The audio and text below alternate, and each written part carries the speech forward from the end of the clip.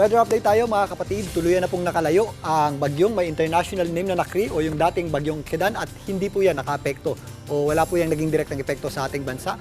Pero bakit nag-uulan pa rin although tapos na nga yung ating habagat o yung ating tinatawag na southwest monsoon. Sa ngayon tayo po ay nasa transition period na kung saan minsan meron pa tayong mga tinatawag na southwesterly wind flow. Yan po yung ating parang mahinang habagat o patapos ng habagat. Halos parehas po yan ang katangian, although mas mahina. Yan po ay warm at moist na kung saan yan po ay nagdadala ng mataas na tsansa ng pagulan kung saan po yan nakaka-apekto. Maliban dyan, meron tayong binabatayang low pressure area sa labas ng PAR na huling namataan ng Pag-asa sa lying around 390 kilometers west ng Pag-asa Island, dyan po sa may Palawan.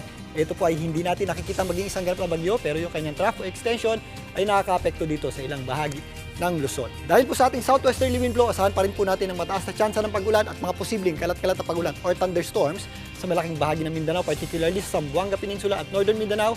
Ganun din po ang ating aasahang panahon sa malaking bahagi ng Visayas at nag-extend din po yan dito sa area ng Palawan. Kasama na po dyan ang Negros Islands at Isla ng Panay. Samantalang yung trough ng binabantayan nating low pressure area ay umaabot naman dito sa area ng Bicol Region, Mimaropa, Calabarzon, kasama na po dyan ang ilang bahagi ng Central Luzon. Although nagpapakita po yung ating araw, mataas po yung ating tsansa ng pagulan, lalong-lalo na tuwing sumasapit ang hapon at gabi. Ito ring trough ng low pressure area ang naka-apekto po dito sa atin sa Metro Manila na kung saan yan po yung nagdadala ng mga thunderstorms tuwing hapon at gabi. Although tumitigil naman po yan, mataas po yung ating tsansa ng pagulan, lalong-lalo na tuwing sumasapit ang hapon at gabi.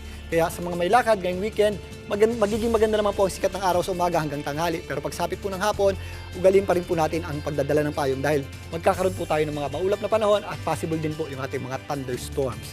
Kasabay naman ng lindol kaninang umaga dito po sa may area ng Davao Oriental dahil po sa dagat yan nangyari na nagkaroon tayo ng magnitude 7.4 na lindol at dahil nga offshore yan po ay maaaring mag-produce ng tsunami. Kaya nagtaas po agad ng tsunami warning ang PhilBox na kung saan meron tayong inaasang hanggang 1 metrong tsunami dito po sa mga baybaying dagat ng Davao Oriental, Surigao del Norte, Surigao del Sur, kasama na po dyan ng Leyte, Southern Leyte at nag-extend pa yan hanggang Dinagat at eastern portion ng Samar. Pero dahil kaninang 10:20 AM hanggang 30 centimeters na taas ng tubig lamang ang naitala sa Surigao del Sur, tinerminate din agad itong tsunami warning nito.